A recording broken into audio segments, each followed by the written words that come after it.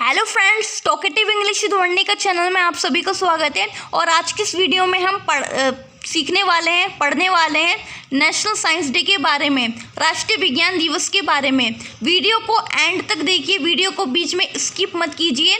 Video बहुत ज़्यादा informative होने वाली है, आपको बहुत कुछ सीखने को मिलेगा। और चलिए अपनी वीडियो को स्टार्ट करते हैं। नेशनल साइंस डे, राष्ट्रीय विज्ञान दिवस। National Science Day in India is celebrated on 28 February every year. C.V. Raman was a great scientist of India. His full name was Chandrasekhar Venkat Raman. On 28 February in 1928, he discovered the Raman effect. The phenomenon of Raman effect explains how light changes when it passes through a transparent material. In 1930, he received the Nobel Prize for his discovery, Raman effect, in physics. He was the first Asian to receive a Nobel Prize in science. ठीक है, अब देख national science day होता क्या है, ये देख रहे हैं इस इमेज में। ये क्या है, हमारे भारत के एक ग्रेट साइंटिस्ट रहे हैं, ठीक है, जिनका नाम था सीवी रमन। ठीक है, सीवी रमन। ठीक है, और हर साल जो है नेशनल साइंस डे 28 फरवरी को सेलिब्रेट किया जाता है। क्यों सेलिब्रेट किया जाता है बताती हूँ मैं। ये हमारे ग्रेट साइंटिस्ट थे सीवी रमन, जिनका पूरा नाम था चंद्रशेखर वेंकट रमन। इन्होंने 28 फरवरी सन 1928 में रमन के प्रभाव की खोज की थी, जिसे हम रमन इफेक्ट बोलते हैं इंग्लिश में। ठीक है, रमन के प्रभाव की खोज की थी। और इतनी बड़ी डिस्कवरी होती है कि आज भी कई सारी चीज़ों में जो है रमन इफेक्ट हमको दिखाई देता है। इतनी बड़ी डिस्कवरी की खोज की थी, इतनी बड़ी खोज थी इनकी, इसलिए 1930 में इन्हें नोबेल प्राइज़ मिला था। और ये नोबेल प्राइज़ पाने वाले पहले एशियन थे। ठीक है, पहले इंडियन थे और एशियन थे। इन्हें फिजिक्स के फील्ड में 1930 में नोबेल प्राइज़ मिला था। अब नोबेल प्राइज़ क्यों मिला था? रमन इफेक्ट के लिए। उनकी डिस्कवरी थी रमन इफेक्ट। अब ये रमन इफेक्ट होता क्या है, थोड़ा इसको समझ लेते हैं। Raman effect. It is a theory which explains how the wavelength of light that occurs when a light beam is diffracted by molecules after passing through a transparent medium.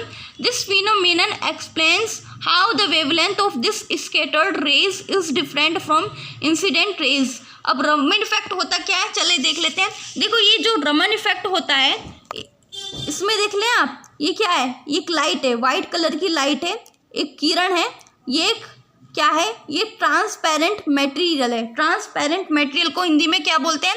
पारदर्शी बोलते हैं। पारदर्शी उसे बोलते हैं जिसके आर पार की, इसके आर पार सब कुछ दिखाई देता है। जैसे ये कांच है, इसे आगे पीछे का जैसा एरिया नीचे दिखाई दे रहा है, बिल्कुल ऐसे ही इसके आर पार होके जा रहा है। ठीक है, कोई भी लाइट है, अगर मैं टॉर्च जलाऊं तो इसके आर पार होकर के टॉर्च भी की जो लाइटें निकल जाएगी। यानी कि जो चीज़ जिसके आर पार का हमें सब कुछ दिखाई देता है, आगे पीछे का साफ दिखाई देता है, उसे पारदर्शी बोलते हैं। ठीक है, उसे ट्रांसपेरेंट बोलते हैं। अब देखो, ये जो लाइट है, वाइट कलर की लाइट, ये जो है एक ट्राइंगल जो कांच का बना हुआ है, ठीक है, इससे गुजरती है। जब इससे, ये जो वाइट कलर की लाइट है, जब इससे, ये जो बीच में ये जो ट्राइंगल खड़ा है, जब ये वाइट कलर की लाइट आकर के इससे टकराती है, टकराने के बाद जब वो आगे से पार होकर के आगे निकलती है, तो हमें कुछ बदलाव देखने को मिलता है, चेंजेस देखने को मिलते हैं। ये जो लाइट है, ये इस ट्राइंगल से टकराने के बाद ये फैल गई, आगे जा कर के फैल गई,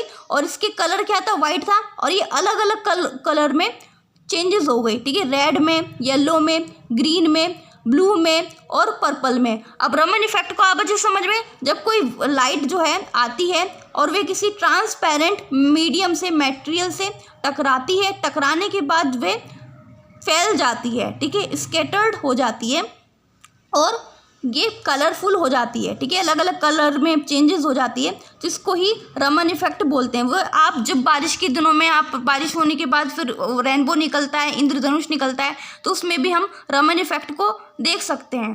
ठीक है, यही होता है, यही है थ्योरी रमन इफेक्ट, जिसकी खोज सीवी रमन ने 28 फरवरी 1928 में की थी। 28 फरवरी 1928 में की थी, इसलिए ही 28 फरवरी को नेशनल साइंस डे सेलिब्रेट किया जाता है। और इसके लिए ही इनको 1930 में नोबेल प्राइज़ से सम्मानित किया गया था, ठीक है, नोबेल प्राइज उनको मिला था। अब हमने देख लिया रमन इफेक्ट होता क्या है, अब थोड़ा सा और देख लेते हैं, ठीक है, पढ़ लेते हैं। CV Raman discovered Raman effect on 28 February in 1928, that is why national science day celebrated on 28 February in India every year. The first National Science Day was celebrated in 1987 after the approval of the government of India.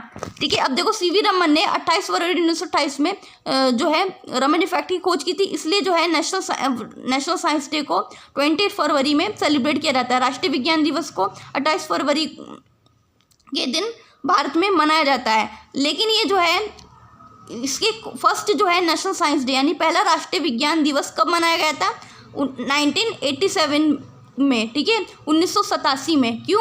क्योंकि government ने उस समय पहले घोषणा की होगी, ठीक है, घोषणा की होगी कि भाई ये जो सीवी रमन है ये भारत के महान वैज्ञानिक रहे हैं, और 28 फरवरी 1928 के दिन रमन इफेक्ट की खोज की थी, और 1930 में इन्होंने नोबेल प्राइज़ में मिला था। ये बहुत बड़ी बात है, गर्व की बात है, और इसलिए नेशनल साइंस डे को 28 फरवरी को हर साल बनाया जाए, इस तरह की घोषणा जो है गवर्नमेंट ने की थी। तब जा कर के 1987 में 1987 में नेशनल साइंस डे बनाया गया था। तभी से हर साल जो है 28 फरवरी को जो है नेशनल साइंस डे सेलिब्रेट किया जाता है। अब देख लेते हैं मेन पर्पस क्या होता है नेशनल साइंस डे को सेलिब्रेट करने का।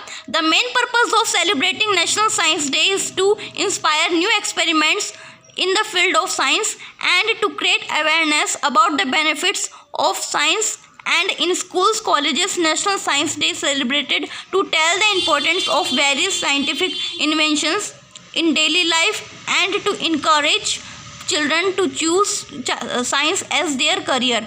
अब देखो नेशनल साइंस डे को सेलिब्रेट करने का पर्पज़ ये होता है, इसमें जो हमारी जो साइंस में यानी कि फिजिक्स, केमिस्ट्री, बायोलॉजी में और मेडिकल फील्ड में या टेक्निकल फील्ड में जो भी साइंटिस्ट हैं जो नई नई रिसर्च करते रहते हैं, इन्वेंशन करते रहते हैं, उनको इंस्पायर, उनको प्रोत्साहन करने के लिए नेशनल साइंस डे सेलिब्रेट किया जाता है। और सोसाइटी के जो लोग होते हैं, समाज के लोग होते हैं, उनको साइंस के क्या बेनिफिट्स होते हैं, क्या क्या फ़ायदे होते हैं, इसके बारे में उनको क्या फ़ायदे होते हैं उसके बारे में बताने के लिए भी नेशनल साइंस डे सेलिब्रेट किया जाता है। देखो बड़ी बड़ी मशीनों का आविष्कार हो गया है, ठीक है, जिनकी मदद से हम कम समय में और ज़्यादा काम कर सकते हैं, ठीक है। उनके बारे में साइंस से रिलेटेड जो डिवाइसेस होते हैं उनकी यूज़ के बारे में, उनके बेनिफिट्स के बारे में लोगों को बताने के लिए भी नेशनल साइंस डे सेलिब्रेट किया जाता है। और जो स्कूल्स होते हैं, कॉलेजेस होते हैं, ठीक है, स्कूल्स कॉलेज में क्यों सेलिब्रेट किया जाता है नेशनल साइंस डे?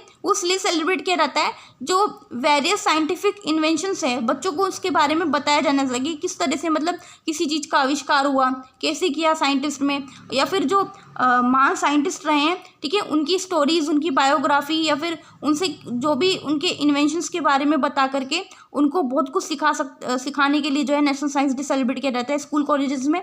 या फिर चिल्ड्रंस जो स्टूडेंट्स होते हैं उनको साइंस की अच्छी नॉलेज देने के लिए, उनको करियर में साइंस सब्जेक्ट चूज़ करने के लिए, उनको मोटिवेट करने के लिए नेशनल साइंस डे सेलिब्रेट किया जाता है। अब देखो 10th के बाद क्या होता है, स्ट्रीम चेंज होती है, ठीक है। हमारे पास 3 स्ट्रीम होती है, ठीक है। 3 स्ट्रीम कौन सी होती है? या आर्ट साइड, ठीक है, आर्ट्स स्ट्रीम होती है एक तो, और दूसरी स्ट्रीम होती है साइंस स्ट्रीम, और एक होती है कॉमर्स स्ट्रीम। इन तीनों स्ट्रीम्स में से हमें कोई एक स्ट्रीम चूज़ करनी होती है, तभी हम आगे पढ़ते हैं, ठीक है। अब जो स्टूडेंट्स हैं जिन्हें साइंस में बहुत ज़्यादा इंटरेस्ट है, ठीक है, जो फिजिक्स, केमिस्ट्री, बायोलॉजी या मैथ जैसे सब्जेक्ट्स लेना चाहते हैं, वे साइंस सब्जेक्ट को चूज़ करके वे अपने करियर में जो कुछ बनना चाहते हैं वे बन सकते हैं। वे डॉक्टर बन सकते हैं, इंजीनियर बन सकते हैं, साइंटिस्ट बन सकते हैं। साइंटिस्ट बन जाए तो और भी अच्छी बात है, ठीक है, नए नए इन्वेंशन करेंगे, ठीक है, और भी बहुत सारी चीज़ों का आविष्कार होगा, नई चीज़ों का आविष्कार होगा। तो एक तरीके से स्कूल कॉलेज में नेशनल साइंस डे बनाने का पर्पज़ यही होता है कि स्टूडेंट्स को मोटिवेट करें कि वे साइंस सब्जेक्ट्स को लें अगर वे इंटरेस्टेड हो, और आने वाली दिनों में, आने वाले समय में वे अच्छे साइंटिस्ट बन सकते हैं, इंजीनियर बन सकते हैं, ठीक है। इस तरह से मतलब नेशनल साइंस डे को सेलिब्रेट किया जाता है और मनाया जाता है, ठीक है। अब देखो अगर आप नेशनल साइंस डे से रिलेटेड कोई स्पीच देना चाहते हैं, ऐसे लिखना चाहते हैं, तो ये जो पैराग्राफ्स जो मैंने आपको बताए हैं ये बहुत ज़्यादा आपके लिए यूज़फुल रहेंगे। अब नेशनल साइंस डे की बात हो रही है तो हम अपने महान साइंटिस्ट सीवी रमन के बारे में तो हम बहुत कुछ जान चुके हैं, पढ़ चुके हैं। अब हम दूसरे और भी साइंटिस्ट के बारे में जानते हैं। ठीक है, ये देख रहे हैं आप, ठीक है, इनको जानते हैं आप। ये अमेरिका के साइंटिस्ट रहे हैं जिनका नाम है थॉमस एल्वा एडिसन। ठीक है, इन्होंने बिजली के बल्ब का आविष्कार किया था। देखो बचपन में क्या हुआ था, इनके साथ एक दुर्घटना हो गई थी जिसके कारण क्या हो गया था, इनके जो कान के जो पर्दे थे ये फट गया थे, कान से उन्हें सुनाई देना बंद हो गया था। अब देखो क्या हुआ था, ये बहुत ही ज़्यादा गरीब परिवार से वे बिलोंग किया करते थे, गरीब परिवार के से संबंधित थे, वहाँ रहा करते थे। तो ये ट्रेन में क्या न्यूज़पेपर बेचा करते थे। ठीक है, न्यूज़पेपर बेचा करते थे और ट्रेन में इन्होंने एक ट्रेन के डिब्बे में इन्होंने अपनी एक लैब बना रखी थी जिसमें वे एक्सपेरिमेंट्स किया करते थे। तो एक बार क्या हुआ, किसी को पता चला कि थॉमस एल्वा एडिसन ट्रेन के डिब्बे में क्या कर रहे हैं, एक्सपेरिमेंट्स कर रहे हैं, इतना सारा ताम झाम इन्होंने चीज़ें फैला रखी हैं। तो उन्हें बहुत ज़्यादा गुस्सा आ गया ट्रेन के कंडक्टर को। इन्होंने थॉमस एल्वा एडिसन के कान के नीचे एक बहुत ज़ोरों की थप्पड़ मारा, चपत मारी, और जिससे क्या हो गया, इनका कान बहरा हो गया, कान से सुनाई देना इनको बंद हो गया। इन्होंने इस बात को भी बहुत ज़्यादा पॉजिटिव वे में ले लिया कि अच्छा है, मेरा एक कान बहरा हो गया, मुझे सुनाई देना बंद हो गया। अब लोग जो मुझे पागल बोलते हैं, मुझे अजीब गरीब हरकतें करने वाला बोलते हैं, कम से कम ये बातें, तो ऐसी घटिया बातें मुझे सुनाई नहीं देगी कान से, और मैं अपने काम पर फोकस कर पाऊँगा। थॉमस एल्वा एडिसन अपने काम पर ही फोकस किया करते थे, वे बार बार कोशिश किया करते थे। थॉमस एल्वा एडिसन के मन में एक बार दिमाग में एक बात आई कि उन्हें पता था कि लोगों को रात के समय में कितनी दिक्कतें होती हैं, लोग रात के समय में अंधेरा अंधेरा रहता है। ठीक है, तो वे रोशनी में काम नहीं कर पाते हैं। तो थॉमस एल्वा एडिसन के दिमाग में एक बात आई कि मैं ऐसी चीज़ का आविष्कार करूंगा जो लोगों को अंधेरे में रोशनी दे। तो वे एक बल्ब बनाना चाहते थे और उस बल्ब बनाने के लिए वे बार बार कोशिश किया करते थे, लेकिन वैसा बल्ब नहीं बन पाता था। बार बार कोशिश किया करते थे और बार बार लोग उनको पागल क्या बोला करते थे, बार बार उनको लोग सनकी बोला करते थे, अजीब गरीब हरकतें करने वाला बोलते थे, लेकिन फिर भी उन्होंने लोगों की बातों को नहीं सुना। वे बार बार कोशिश करते बल्ब बनाने की और वैसा बल्ब बन ही नहीं पाता, फिर हार जाते, फिर कोशिश करते दोबारा से। लेकिन क्या हुआ, 10,000 असफल होने के बावजूद भी, ठीक है, 10,000 बार असफल होने के बाद भी उन्होंने हार नहीं मानी। ठीक है, वो कहते नहीं है, मेहनत करने वालों की मेहनत बेकार नहीं होती, कोशिश करने वालों की हार नहीं होती। ठीक है, और इन्होंने 10,000 बार असफल होने के बाद एक बिजली के बल्ब का आविष्कार किया, उन्हें कामयाब मिली। ठीक है, कामयाबी कब मिली, 1879 में। इनकी उम्र जो इस समय 32 थी। ठीक है, 32 साल के थे तब इन्होंने बिजली के बल्ब का आविष्कार किया और पूरी दुनिया में रोशनी फैला दी। आज देखो हम रात के समय में लाइट जलाते हैं, बल्ब जला करके अपना काम करते हैं, तो वे सब थॉमस एल्वा एडिसन की ही देन है। ठीक है, एडिसन ने जो बिजली के बल्ब का आविष्कार किया, इनसे हमें बहुत कुछ सीखने को मिलता है कि हमें कभी भी हार नहीं माननी चाहिए। ठीक है, नेवर गिव अप। ठीक है, कीप ट्राइंग, जस्ट ट्राइंग। ठीक है, कोशिश करते रहो करते रहो करते रहो।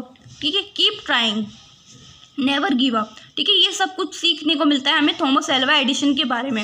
अब देखो ये क्या है, न्यूटन। ठीक है, इनको न्यूटन क्या थे, ये एक ब्रिटेन के वैज्ञानिक रहा करते थे। थॉमस एल्वा एडिसन अमेरिका से बिलोंग किया करते थे, अमेरिका के साइंटिस्ट थे। और ये जो न्यूटन थे ये ब्रिटेन के साइंटिस्ट थे। इन्होंने न्यूटन के बारे में आपको पहले भी पता होगा, इन्होंने ग्रेविटेशन फोर्स की खोज की थी। अब देखो ये जो न्यूटन थे, ये ने भी लोग पागल सनकी वगैरह किया करते थे, ये भी बहुत ज़्यादा गरीब परिवार के थे। कॉलेज के दिनों में इनके पास, कॉलेज में पढ़ाई तो किया करते थे, लेकिन कॉलेज की फ़ीस भरने के लिए इनके पास पैसे नहीं थे। तो ये क्या करते थे, इनके जो कॉलेज में जो अमीर स्टूडेंट्स हुआ करते थे, उनके घर वे नौकर की तरह काम किया करते थे, और इस तरह से करके जो भी उन्हें काम करके जो भी वे पैसे कमाते थे, उन पैसों से वे अपने कॉलेज की फ़ीस भरते थे। और एक बार क्या हुआ था, कॉलेज की छुट्टियां पड़ रही थी, तो ये जो न्यूटन थे, न्यूटन एक गार्डन में गए और गार्डन में एप्पल ट्री के नीचे बैठ करके वे बुक्स पढ़ने लगे। ठीक है, बुक्स पढ़ने लगे। फिर अचानक से क्या हुआ, जो जिस एप्पल ट्री के नीचे न्यूटन बैठे हुए थे, तो वे एप्पल ट्री में से एक एप्पल गिर करके न्यूटन के सिर पे गिरा। ठीक है। जब न्यूटन के सिर पे गिरा हुआ एप्पल तो न्यूटन सोच में पड़ गए, ये जो एप्पल है इधर भी गिर सकता था, ये एप्पल उधर भी गिर सकता था, ये आखिर में ये एप्पल मेरे सिर पे ही क्यों गिरा, ये सेब मेरे सिर पे ही क्यों गिरा। तब इन्होंने ग्रेविटेशन फोर्स की खोज की और उन्हें दुनिया को बताया कि एक बल होता है, एक फोर्स होता है हमारी अर्थ में जो ऑब्जेक्ट को अपनी ओर खींचता है, ठीक है, ऑब्जेक्ट को अपनी ओर आकर्षित करता है, ठीक है। फोर्स होता है जो कोई चीज़ ऊपर होती है उसे जो है अपनी ओर खींचता है, ठीक है, आकर्षित करता है। तभी कोई चीज़ होती है हम ऊपर ऐसे रखते हैं और फिर ऐसे नीचे की तरफ गिर जाती है, तो ये ग्रेविटेशन फोर्स के कारण ही होती है। इन्होंने ग्रेविटेशन को फोर्स के बारे में बताया। और इसके अलावा हम फिजिक्स के फील्ड में जो ये गति के 3 समीकरण नियम पढ़ते हैं, ठीक है, Newton is laws of motion, ये 3 लॉज पढ़ते हैं, नियम पढ़ते हैं मोशन के, ठीक है। First law, second law, third law, ये सब जो है न्यूटन की ही देन है, ठीक है। इन्होंने फिजिक्स के फील्ड में बहुत अच्छी खोज की है ये। और यूनिट ऑफ फोर्स न्यूटन ही होता है, क्योंकि न्यूटन के नाम पर ही बल का मात्रक क्या होता है, न्यूटन होता है, ये न्यूटन के नाम पर ही पड़ा, ठीक है। और लेकिन इससे पहले मैं बता देती हूँ, भारत में जो है भास्कराचार्य जी रहे हैं, ठीक है, एंशिएंट हिस्ट्री में पढ़ते हैं। उन्होंने अपनी पुस्तक सिद्धांत शिरोमणि में पहले ही न्यूटन से पहले ही ग्रेविटेशन फोर्स के बारे में, गुरुत्वाकर्षण के बल के बारे में बता दिया था। हालांकि दुनिया को इस बारे में बाद में पता लगा, ठीक है। अब ये बात भी आपको पता होनी चाहिए, ठीक है। अब देख लेते हैं एक साइंटिस्ट और पढ़ते हैं हम, ठीक है, एक साइंटिस्ट के बारे में और जानते हैं हम। ये देखो, ये है इनका नाम है एल्बर्ट आइंस्टीन, ठीक है। एल्बर्ट आइंस्टीन ये जर्मनी के रहने वाले थे, जर्मनी के साइंटिस्ट थे। इन्हें भी बचपन में लोग जो है पागल या अजीब गरीब हरकतें करने वाले बोला करते थे। ये क्या करते थे, स्कूल के दिनों में इन्हें बच्चों के साथ खेलना पसंद नहीं था, ठीक है, खेलना कूदना पसंद नहीं था। ये शांत स्वभाव में रहते थे और अपनी अलग ही दुनिया में खोए रहते थे। क्लास में जो टीचर्स इनको पढ़ाते थे वो इनको समझ में नहीं आता था, ठीक है, कि ये टीचर्स से भी अजीब अजीब क्वेश्चन क्या करते थे, जिसके कारण जो है टीचर्स इनसे इरिटेट हो जाते थे और क्लास से बाहर निकाल दिया करते थे। एक बार क्या हुआ था, हिस्ट्री क्लास में बैठे हुए थे, हिस्ट्री टीचर को इन्होंने बोला कि हम हिस्ट्री सब्जेक्ट्स को हम पढ़ते क्यों हैं, हमें इतनी सारी डेट्स याद करनी पड़ती है, इतनी सारी इंसिडेंट्स याद करनी पड़ती है, आखिर में जो बीत गया सो बीत गया, उसे याद करने का क्या फ़ायदा है, ठीक है। तो टीचर इनसे बहुत ज़्यादा इरिटेट हो जाते हैं, उनकी कंप्लेन कर देते हैं। तो इनकी टीचर्स जो है, स्कूल्स के सारे टीचर्स एल्बर्ट आइंस्टीन से बहुत ज़्यादा तंग आ गए थे कि इनकी मम्मी को इन्हें लेटर भेज दिया, ठीक है, इनकी मम्मी को लेटर भेज दिया कि आपका बच्चा जो है हमारे स्कूल में पढ़ने लायक नहीं है। तभी जो है एल्बर्ट आइंस्टीन को स्कूल से बाहर निकाल दिया और इन्होंने अपनी आगे की पढ़ाई अपने घर पर ही की। इनकी मम्मी ही इनको पढ़ाया करती थी, घर बैठे बैठे इन्होंने पढ़ाई की, अपनी पढ़ाई कंप्लीट की और ये अपनी रिसर्च भी किया करते थे। इन्हें फिजिक्स में, मैथ सब्जेक्ट में बहुत ज़्यादा इंटरेस्ट था और ये एक तरीके से खोज करते रहे, इक्वेशन सॉल्व करते रहे। इन्होंने एक इक्वेशंस दिया, ठीक है, फिजिक्स के फील्ड में, E=mc²। ये इक्वेशन हमें बताती है कि मास एनर्जी के बीच में क्या रिलेशनशिप है। आज हम इंटरनेट के माध्यम से एक दूसरे से बात करते हैं, ठीक है, इंटरनेट से माध्यम से हम इतने सारे काम करते हैं, कहीं ना कहीं उसमें जो है एल्बर्ट आइंस्टीन की दी हुई E=mc² ये इक्वेशन काम करती है, ठीक है। इतने महान साइंटिस्ट रहे हैं जिन्हें स्कूल से भी टीचर्स ने इरिटेट होकर के बाहर निकाल दिया था। पागल बोलते थे लोग, ठीक है, सनकी बोलते थे लोग और अजीब गरीब हरकतें करने वाले बोलते थे, ठीक है। इतने महान काम किए और ये जो इन्होंने E=mc² इक्वेशन दी है एल्बर्ट आइंस्टीन ने, इनकी कहीं ना कहीं इनकी वाइफ मिलेना मैरिक का भी इसमें योगदान है, ठीक है। अब अपने एक और साइंटिस्ट के बारे में पढ़ लेते हैं। ये देखो, ये जानते हैं आप APJ अब्दुल कलाम, ठीक है, ये भी हमारे मिसाइल मैन रहे हैं, ठीक है। ये APJ अब्दुल कलाम ऐसे महान व्यक्ति रहे हैं जो हमारे देश के प्रेसिडेंट भी रहे हैं, राष्ट्रपति भी रहे हैं और ये जो इन्होंने कई सारी मिसाइलों की खोज की थी, ठीक है, कई सारी मिसाइलें बनाने में इनका योगदान रहे हैं। ये जो रोहिणी फर्स्ट जो मिसाइल थी और ये जो अग्नि है, पृथ्वी है, इस तरह की जो सैटेलाइट्स लॉन्च हुई है, इसमें कहीं ना कहीं जो है ये APJ अब्दुल कलाम आज़ाद जी का बहुत बड़ा योगदान है, ठीक है। और 1958 में इन्होंने DRDO को ज्वाइन किया था, ठीक है, और इन्होंने बहुत सारी मिसाइल्स बनाने में, सैटेलाइट लॉन्च करने में बहुत बड़ा योगदान दिया है इन्होंने, ठीक है। तो इसलिए इनको मिसाइल मैन कहा जाता था। और इनके थॉट्स आप पढ़ेंगे तो आप बहुत ज़्यादा इनसे इंस्पायर होंगे, ठीक है। इनको आपको बहुत ज़्यादा मोटिवेशन मिलेगी, ठीक है, मोटिवेशंस मिलेगी। और इस तरीके जो साइंटिस्ट के बारे में अगर आप बायोग्राफी पढ़ते हैं, इनके थॉट्स को पढ़ते हैं, तो आपको बहुत कुछ सीखने को मिल सकता है, ठीक है। और आज की इस वीडियो को मैं यहीं पे एंड करती हूँ। Happy national science day to all of you, ठीक है। और हम इन महान वैज्ञानिकों ने जिन्होंने इतने अच्छे महान इन्वेंशन किए हैं, ठीक है, इनको हमें भूलना नहीं चाहिए। इनकी बायोग्राफी, इनके थॉट्स पढ़ करके हमें कुछ ना कुछ इनसे सीखने को मिलता है, तो हमें इनसे प्रेरणा लेनी चाहिए, ठीक है। और वीडियो को यहीं द एंड करती हूँ मैं। Happy national science day to all of you.